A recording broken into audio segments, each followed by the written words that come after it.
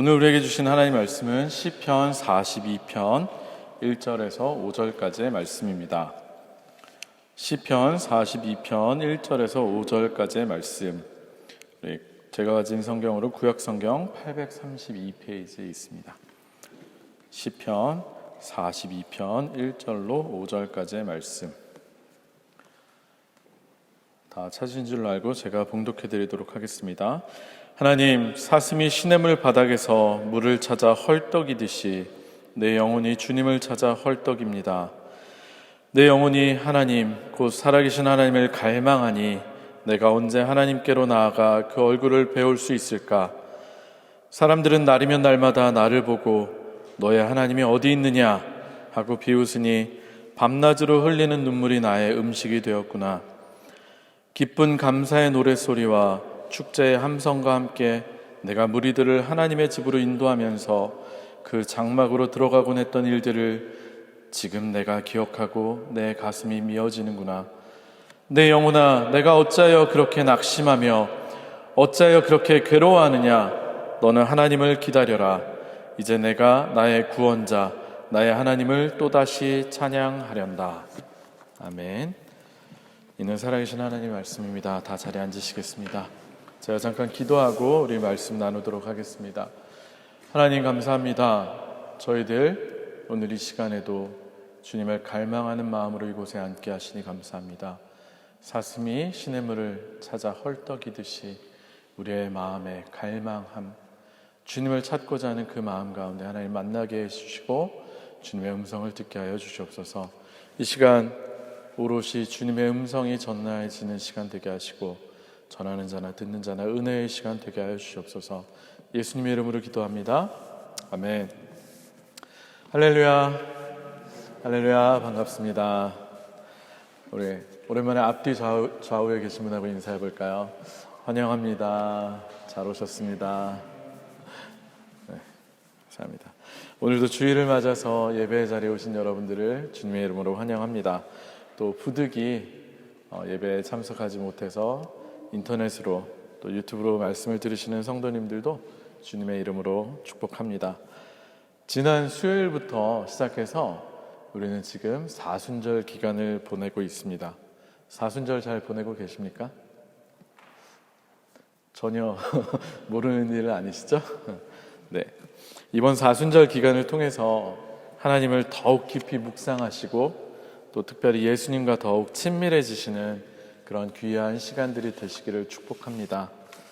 저는 오늘 말씀을 준비하면서 사순절 기간의 첫 주일을 어떤 설교를 해야 할지를 놓고 참 많이 고민하고 기도했습니다. 그러다가 하나님께서 오늘의 본문 말씀을 허락해 주셨습니다. 우리가 함께 읽은 것처럼 시편 42편은 아마도 여러분들께서도 이미 잘 아시는 말씀일 텐데, 시편은 그야말로 문학 장르로 치면 시문학입니다. 그죠? 시라는 것이 무엇입니까? 갑자기 국어 시간이 된 것 같은데, 시라는 것이 무엇이죠? 인간의 내면의 감정, 생각, 그리고 인간의 정신을 절제된 언어를 통해서, 함축적인 언어를 통해서 표현해내는 그런 문학 장르입니다. 그래서 사실 시편은 솔직히 설교하기가 참 어렵습니다. 시편을 설교하고 읽는 데 있어서 중요한 것은 그 감정을, 그 시인의 감정을 공유하면서 시편 화자의 이야기에 감정이입을 해서 그것을 나의 이야기로, 내 이야기로 읽을 때 그 시의 감동이 크게 전달이 되기 때문입니다. 우리가 흔히 시편을 생각하면 대부분 하나님을 찬미하는 찬양의 시들이 많을 것이라고 생각할 수 있는데, 의외로 시편의 내용을 보면 그 내용의 70% 이상이 비탄과 애통하는 마음, 누구를 성토하는 그런 하나님께 애통한 마음을 담아내는 내용으로 되어 있습니다. 그만큼 우리의 인생이 사실은 순탄하지만은 않다는 것을 의미하는 것 같습니다.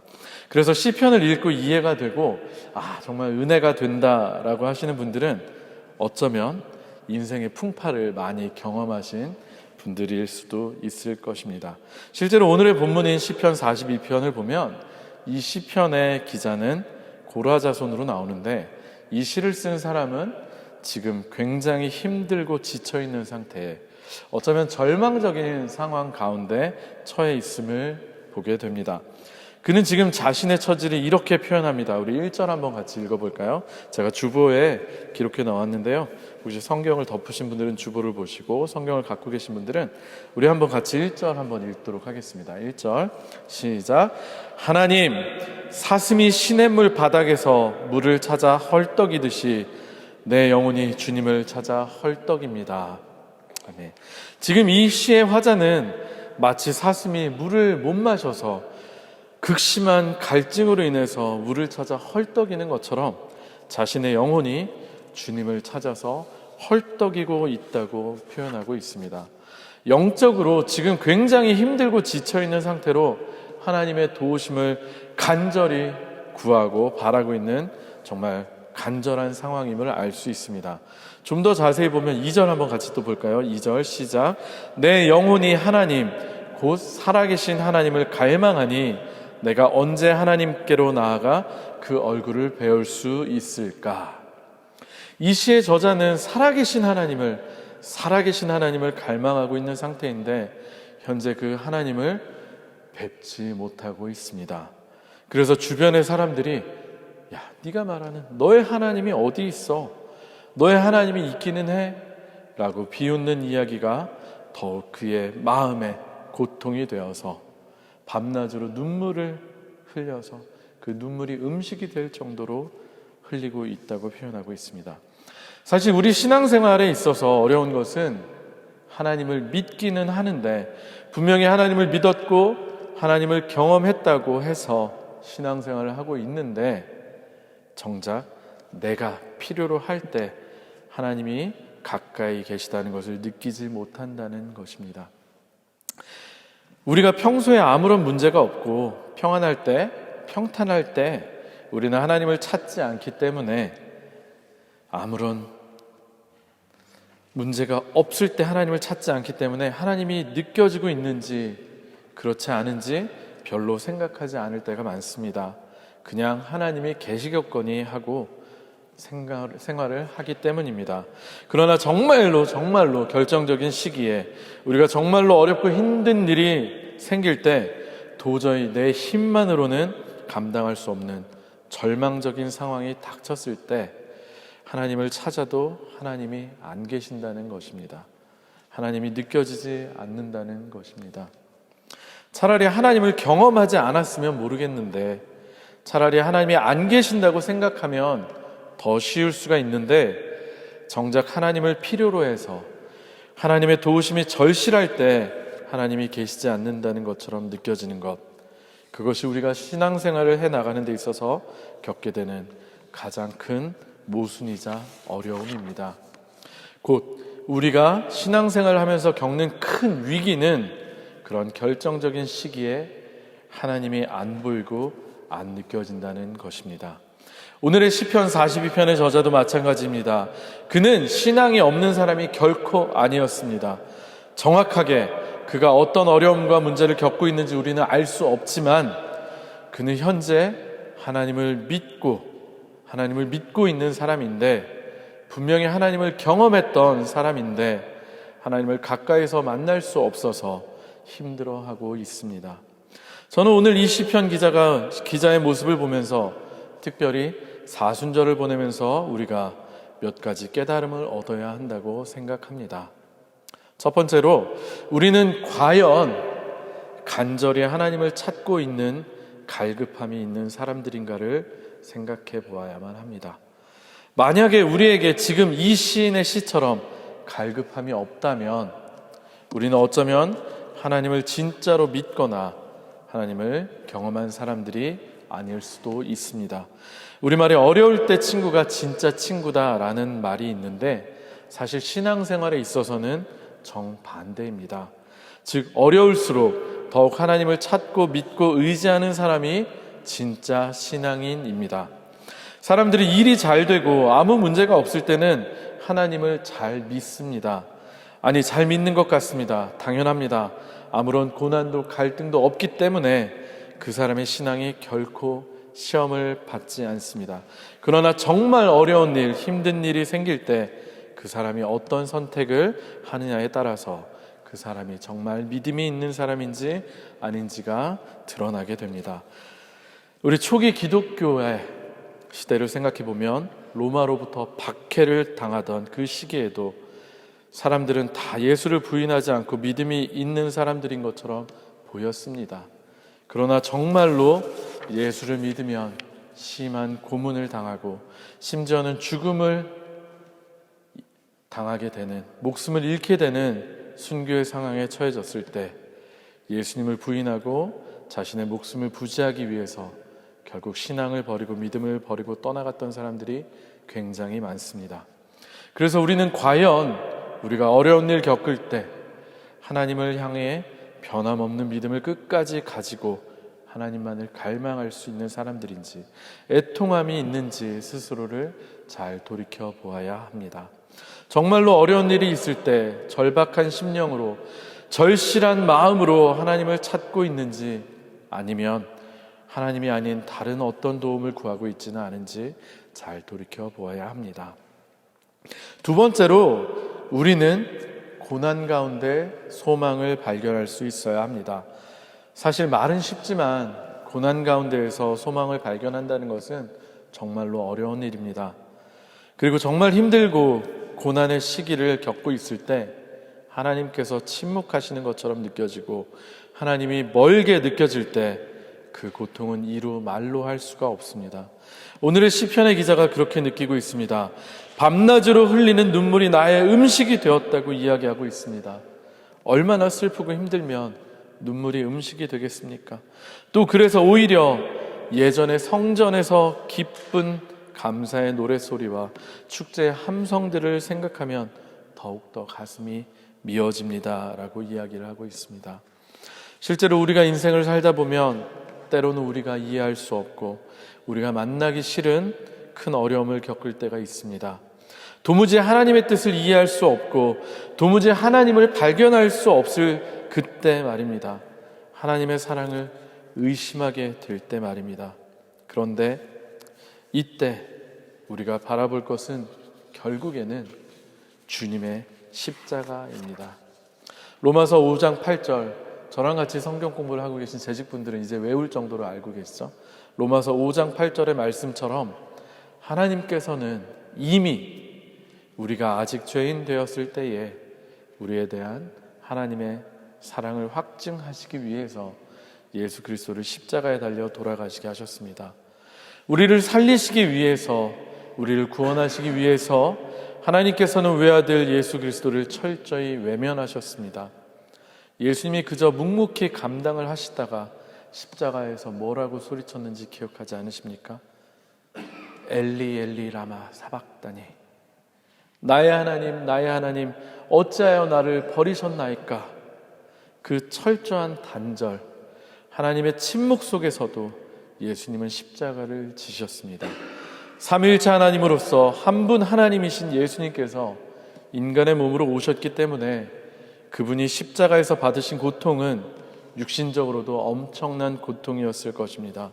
그러나 그 육체의 고통보다는 하나님의 침묵과 외면이 더 큰 고통이었을 것입니다. 예수님께서 십자가상에서 하나님을 향해서 부르짖은 저 부르짖음은 하나님과의 단절, 하나님의 철저한 외면 때문에 겪는 고통이고 부르짖음이 아니었을까요? 때로는 고난 가운데 우리가 하나님이 없는 것 같고 하나님이 나를 버린 것 같지만, 우리가 하나님을 다 이해할 수 없지만 결국 그 고난의 끝에서 우리가 만날 수 있는 것은 그 고통 가운데 우리와 늘 함께 하셨던 주님이라는 것과 예수 그리스도의 십자가 사건을 통해서 하나님께서 우리를 사랑하시는 것을 이미 증명하셨고 지금도 증명하고 계시며 앞으로도 증명하실 것이라는 변하지 않는 사실입니다. 할렐루야, 할렐루야. 이것이 유일한 우리의 살아있는 믿음의 근거가 되고 그 어떠한 고난에도 우리에게 흔들림 없는 소망이 되기를, 소망의 근거가 되기를 기도합니다. 세 번째, 그렇다면 하나님은 왜 우리에게 고난을 주시는 것일까요? 사실 우리가 하나님의 뜻을 다 알 수는 없지만, 그럼에도 앞에서도 살짝 이야기를 드렸지만, 우리가 진짜 하나님을 찾고 만나게 하기 위해서 참 믿음을 소유하게 하시기 위해서입니다. 그리고 그것을 통해서 우리가 하나님의 시선으로 우리의 삶을, 그리고 우리의 이웃들을 돌아보게 하시기 위함입니다. 때로는 우리의 삶에 찾아온 힘들고 어려운 시간들이 견디기 힘들고 우리를 철저한 외로움으로 떨어뜨리기도 하지만, 우리가 십자가를 바라보고 주님을 바라볼 때에 우리는 결국 그 무엇도 끊을 수 없고 그 무엇도 가로막을 수 없는 하나님의 영원하신 사랑을 진짜로 맞닥뜨리게 됩니다. 그래서 고난을 통해서 우리의 하나님의 사랑에 대한 믿음이 더욱 깊어지고 더 큰 하나님을 경험하게 됩니다. 마치 끝없이 펼쳐진 광야길을 가다가 너무 목이 말라 죽어갈 때에 시원한 오아시스를 만나서 물을 마신 것처럼, 우리는 고난이라는 광야의 길을 걷다가 그곳에서 참으로 생수의 근원이신, 생명의 근원이신 하나님을 만날 수가 있습니다. 그리고 이 경험들이 우리들을 하나님의 마음으로, 하나님의 눈으로 세상을 바라보게끔 지금도 고난과 고통을 겪으며 신음하고 있는 사람들에게로 눈을 돌리게 합니다. 그들에게 살아계신 하나님의 마음을 전달하게 해줍니다. 여러분들은 저를 어떻게 생각하실지 모르겠지만, 사실 저는 믿으셔야 돼요. 굉장히 내성적이고 굉장히 소심한 사람입니다. 그래서 새로운 사람을 만나는 것이 저에게는 참 어렵고 힘든 일입니다. 낯가림도 상당히 심한 편입니다. 그러다 보니 저한테 너무너무 어려운 일은 새로운 사람을 만나서 말을 걸고 대화를 하는 것입니다. 그것도 제가 주도적으로 말을 하는 것을 굉장히 어려워합니다. 그런데 원래 이랬던 제가 20대 때 그 컴컴하고 어두운 독서실에서 홀로 보낸 수년의 시간 동안 저만의 그 광야의 시간을 보내보니, 누군가가 다가와서 말 걸어주는 것이 참 귀하고 좋았습니다.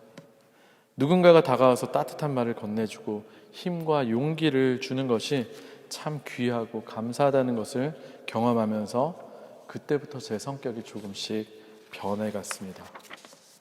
그래서 오늘날 수다쟁이의 제 모습이 된 것 같아요.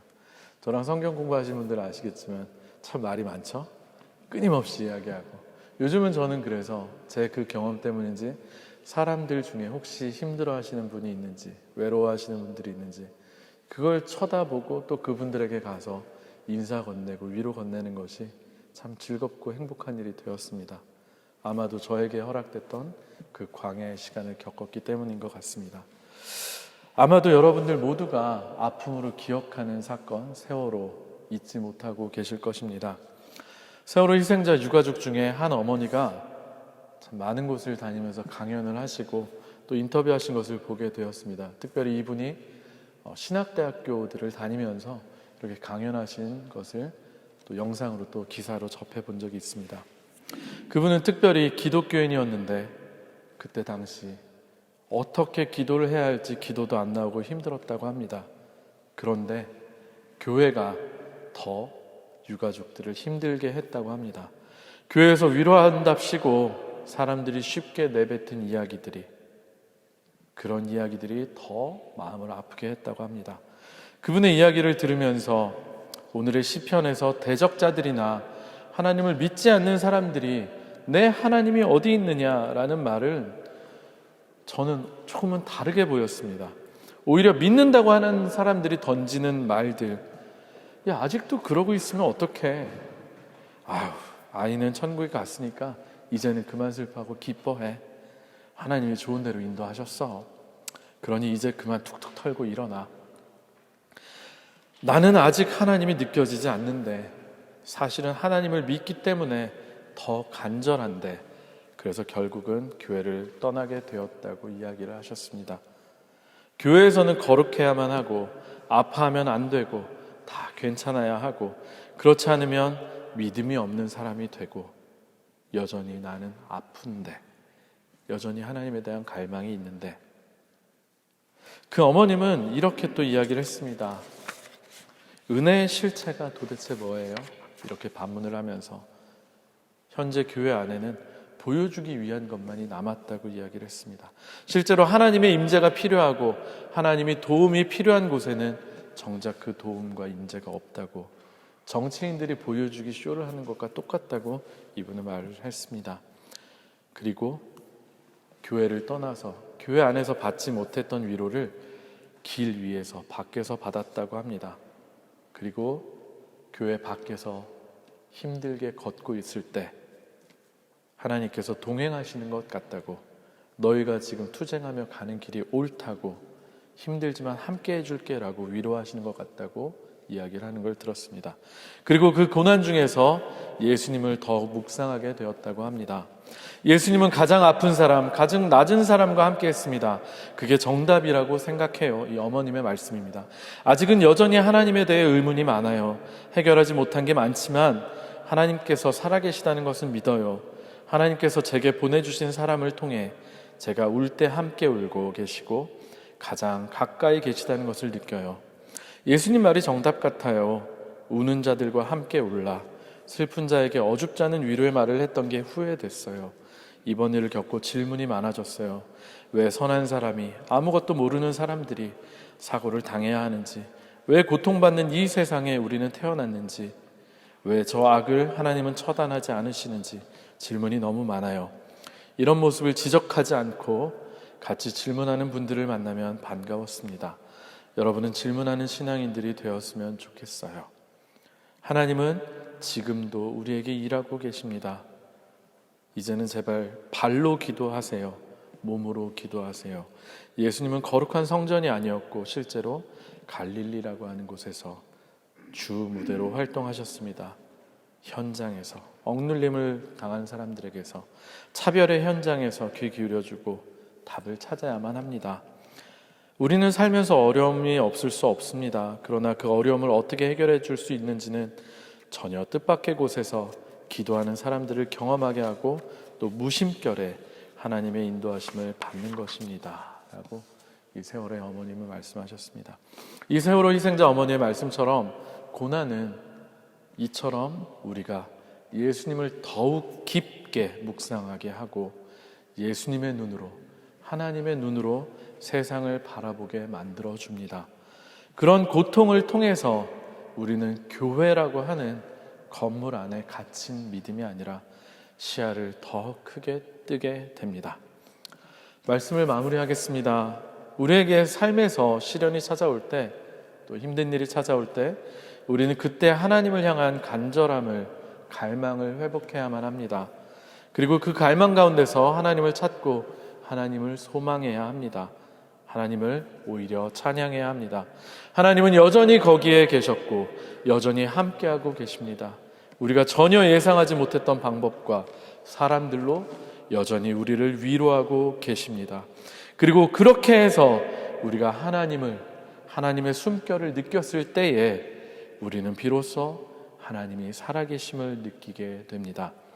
그리고 비로소 내 주위에 여전히 하나님을 갈망하는 사람들, 여전히 고통 속에 있는 사람들을 발견하게 됩니다. 우리는 아픈 만큼 성숙해집니다. 마치 부러졌던 뼈가 붙으면 더 단단하게 되는 것처럼 우리가 고난이 유익이라고 결국 고백하는 것은 고난을 통해서, 고난이라고 하는 렌즈를 통해서 비로소 우리가 하나님을 귀로만 듣던 하나님을 눈으로 보게 되기 때문입니다. 성경의 수많은 인물들이 다 그러했습니다. 그리고 그렇게 하나님을 발견하고 하나님의 마음과 눈으로 세상을 바라보게 되면서 비로소 나와 같은 고난을, 나와 같은 고통을 겪은 사람들이 보이게 되고 그들을 진심으로 위로할 수 있게 됩니다. 하나님의 마음과 일하심으로 말입니다. 여러분들에게 한번 묻고 싶습니다. 여러분들에게는 하나님을 향한 갈망이 있으십니까? 그 타들어가는 갈증이 있습니까? 예전에 한국에 있을 때는 사순절에 금식을 하기도 하고 특별 새벽 기도를 하기도 하고 참 여러 가지 행위들을 했던 것 같습니다. 그런데 전 늘 그 사순절 기간이 되면 모순처럼 느껴지는 것이 언제나 사순절 기간은 새로운 생명이 움트는 3월에서 4월 봄이라는 것입니다. 새로운 생명이 싹이 트는 춘 3월 봄에 우리는 어쩌면 가장 숙연하고 어쩌면 가장 경건하게 죽음을 준비하는 것이 모순처럼 느껴졌기 때문입니다. 그런데 이제는 조금 알 것 같습니다. 누군가에게 봄은 어쩌면 더욱 잔인한 계절이고 또 이 봄에 죽음을 경험해야 우리가 진정한 생명이 무엇이고 진정한 생명이 무엇인지를 깨닫고 그 생명력을 얻을 수 있다는 것을 말입니다. 우리 삶에 있어서 예고 없이 찾아오는 고난은 우리를 광야로 인도하는 티켓이 됩니다. 우리를 광야로 인도하는 초대장이 됩니다. 때로는 광야로 우리가 찾아갈 때도 있고 하나님에 의해서 광야로 내몰릴 때도 있습니다. 그리고 그 광야에서 우리는 심한 갈증을 느끼게 됩니다. 그리고 그 광야에서 타는 목마름으로 주님을 부르짖게 됩니다. 그리고 그곳에서 참 하나님을 만나고 영적으로 깊어지게 됩니다. 결국 우리의 인생은 광야입니다. 우리에게 필요한 것은 주님을 향한 목마름을 느끼며 하나님을 갈망하는 것입니다. 우리에게 하나님을 향한 갈망이 없다면 우린 이미 죽어 있거나 아니면 정말 하나님을 한 번도 제대로 경험하지 못한 사람일 수도 있습니다. 특별히 이 사순절 기간에 예수님을 깊이 묵상하고 기도하시고 스스로 광야에 서 보시기를 바랍니다. 그리고 우리와 같이 광야를 경험하고 있는, 고통받고 신음하고 있는 이들에게 손을 내밀어 주시기 바랍니다. 함께 울기를 바랍니다. 하나님의 이름으로 말입니다. 그리고 그렇게 할 때에 그들은 우리를 통해서 살아계신 하나님을 경험하게 될 것입니다. 이것이 바로 하나님이 일하시는 방법입니다. 극적으로 인생들에게 개입하시기보다는 간절한 열망으로, 간절한 아픔으로 하나님을 찾는 자들에게 무심히 만나주시고 그들에게 새로운 소망을 심어주십니다. 그리고 그들이 찬양하게 합니다. 그리고 그들이 눈을 들어 다시 하나님의 사랑을 고통하고 있는 사람들에게 전하게 합니다. 사순절 기간의 깊은 묵상 가운데 광야로 나가시기를 다시 한번 축원합니다. 내가 정말 하나님 없이도 잘 살고 있는지 한번 돌이켜 보시기를 바랍니다. 그리고 하나님을 향한 갈망을 가지시기를 부탁드립니다. 그리고 혹시 우리 안에 고난의 시간을, 광야의 시간을 보내고 계신 분들이 계시다면 끝까지 포기하지 마시고 하나님 안에서 소망을 발견하시기를 부탁드립니다. 지금까지 함께 하셨던 하나님이 지금도 당신과 함께하고 계십니다.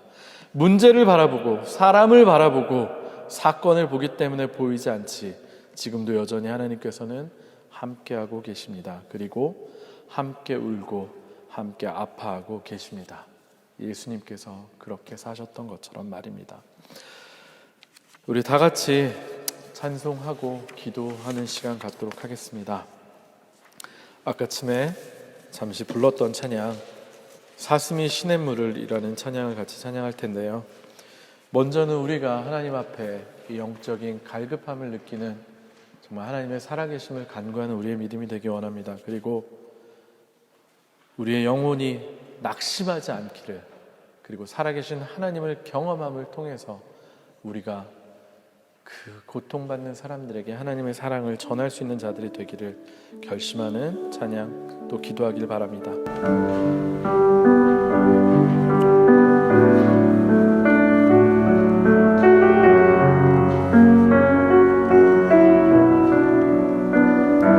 사슴이 시냇물을 찾기에 갈급한 같이 사슴이 시냇물을 찾기에 갈급한 같이 내 영혼이 주를 찾고자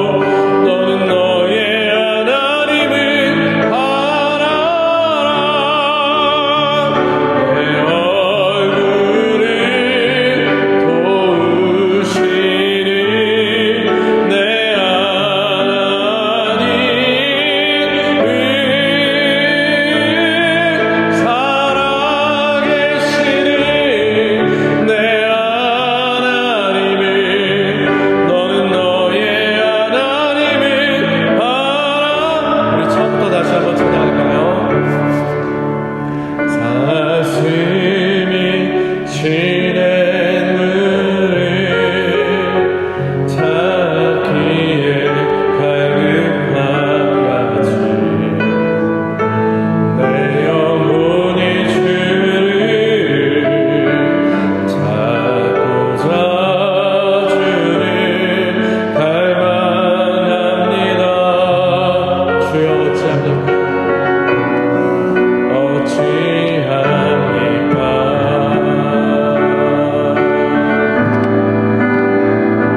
사람들이 하는 말이 내 하나님이 어디 있느뇨 내가 밤낮으로 흘리니 주여 어찌하니까 내 영혼아 내가 어찌하여 낭만하느냐 내가 어찌하여 불안하는고 너는 너의 하나님을 알아라 내 얼굴을 도우시는 내 하나님을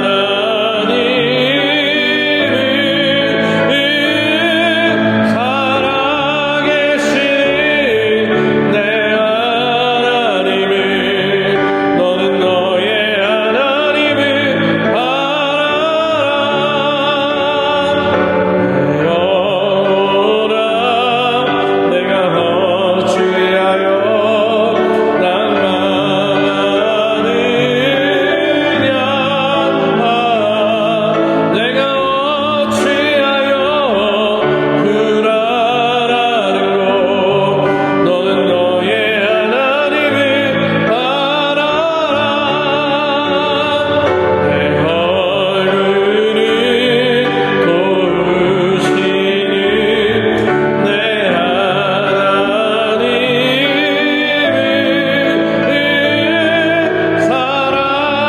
살아계시는 내 하나님을 너는 너의 하나님을 알아라 이 시간에 한번 같이 기도합시다. 하나님 내가 과연 하나님을 향한 갈망이 있습니까? 내가 그 어떤 고난과 환난 가운데서도 아무리 사람들이 조롱하고 아무리 사람들이 하나님이 계시지 않는다고 말할지라도 간절함으로 하나님을 애타게 찾고 있습니까? 하나님 그런 나에게 하나님께서 만나주시리라고 결국에는 하나님께서 나에게 새 희망을 주시고 소망을 주시고 찬양을 회복해 주시리라는 걸 내가 믿기를 원합니다. 그리고 그렇게 경험한 하나님의 손길을 필요로 하는 사람들에게 전하기 원합니다. 아버지 이 사순절 기간에 우리 주님이 그렇게 나에게 오셨고 그렇게 십자가를 지셨고 그렇게 돌아가셨고 그렇게 부활하셨고 그렇게 우리를 불러주셨다는 걸 기억하고 깨닫게 하여 주시옵소서. 이 시간에 같이 한번 기도합시다. 하나님 우리의 마음을 붙잡아 주시옵소서라고 한번 기도합시다.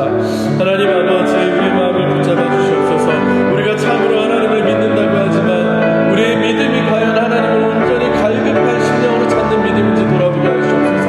아버지 때로는 우리가 고난이 찾아올 때 근심 걱정이 찾아오고 환난이 찾아올 때 입술로는 고난이 아버지 영광이라고 고난이 은혜라고 말은 하지만 우리가 참으로 고난 가운데 주님을 찾지 못하고 있진 않은지 아무리 고난이 힘들어도 아무리 지치고 넘어질지라도 하나님을 끝까지 부르짖고 찾는 애통함이 우리 안에 없진 않았는지 우리를 돌아보게 하시옵소서. 아버지 하나님께서 살아계시지 않은 것처럼 느껴지고 하나님께서 보이지 않는 것처럼 느껴질 때 우리가 가질 수 있는 유일한 확신은 예수 그리스도의 십자가임을 우리가 다시금 깨닫게 하여 주시옵소서. 이미 하나님께서 나를 얼마나 사랑하시는지를 이미 얼마나 나를 사랑하셔서 하나님께서 이미 우리